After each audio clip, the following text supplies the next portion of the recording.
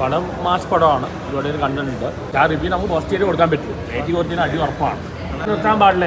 Acting പൊളിറ്റിക്സിനൊപ്പം ആക്ടിങ്ങും കൊണ്ടുപോകണം. ഇപ്പോൾ MGR പണ്ട് രണ്ടും കൊണ്ടുപോയതാണ്.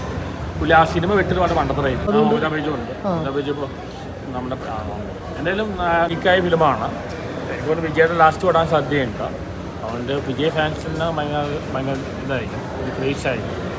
പടം മാസ് പടമാണ്, ഒരുപാട് പേര് കണ്ടിട്ടുണ്ട്. എന്തായാലും നല്ല ഒരു പൊളിറ്റിക്കൽ ഫിലിമായിരിക്കും. ഞാൻ കാണുന്നു. ഇനിയിപ്പോൾ വിജയുടെ പടം കാണാൻ പറ്റില്ലെന്നാണ് പറയുന്നത്. ഇനി ചെയ്യില്ലെന്നാണ് പറയുന്നത്. വിജയുടെ പൊളിറ്റിക്കലി ആയിട്ടൊരു ബന്ധങ്ങളുണ്ട്. വിജയ് ഇപ്പോൾ ചീഫ് മിനിസ്റ്റർ ആയിരുന്നു. എന്തായാലും പടം കണ്ടിട്ട് പറയാം. എന്തായാലും വിജയ് ഫാൻസിൻ്റെ ഒരു ആഘോഷമായി. ഇതിപ്പോൾ ഒരു അവസാന പടമാകുമ്പോൾ എത്ര കോടി വരെ എത്തും? അന്ന് നന്നായിട്ട് വരേണ്ടതാണ്. പക്ഷെ ഓൾറെഡി ഇതിൽ വന്നുകൊണ്ട് ടെലിഗ്രാമിൽ വന്നുകൊണ്ട് എത്ര പേര് കാണുന്നുണ്ട്.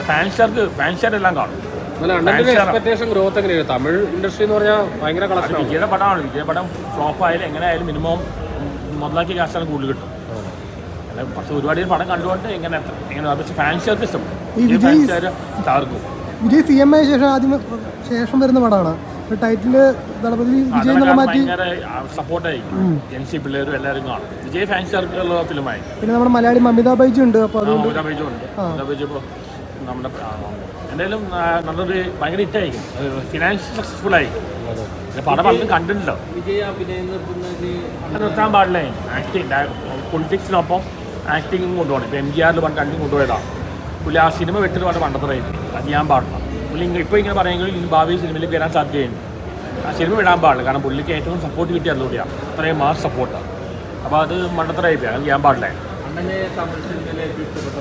എനിക്ക് ഏറ്റവും ഇഷ്ടമുള്ള കമലഹാസൻ, ശിവാജി ഗണേശനൊക്കെ. ഇവരെല്ലാം സ്റ്റാറുകളാണ്. ഇപ്പോൾ വിജയ് ആണെങ്കിലും രജനീകാന്ത് ആണെങ്കിലും ഇവരെല്ലാം താരങ്ങളാണ്. എനിക്ക് നല്ല നടന്മാരെ ഇഷ്ടം. തമിഴിലുള്ള നായികമാരെ ഇഷ്ടം.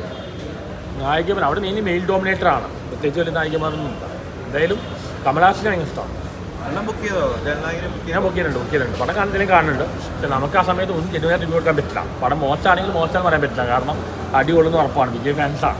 രാവിലെ 6 മണിക്ക് കാണും. ആ റിവ്യൂ നമുക്ക് പോസിറ്റീവ് കൊടുക്കാൻ പറ്റും. 80% അടി ഉറപ്പാണ്. മോശമാണെങ്കിൽ റിവ്യൂ പറയൂല. മോശമാണെങ്കിൽ റിവ്യൂ കൊടുക്കില്ല. അല്ല, റിവ്യൂ കൊടുത്തതിന് പ്രശ്നമാണ്. റിവ്യൂ കൊടുത്തില്ലെങ്കിൽ അത് മോശമായിരിക്കും എന്നായിരിക്കുമല്ലോ. പക്ഷേ ഞാൻ അടി കൊണ്ട് ആശുപത്രി കിടക്കണം. വിജയ് ഫാൻസിൽ അടി കൊണ്ട് ആശുപത്രി കിടക്കണം. ഓക്കെ.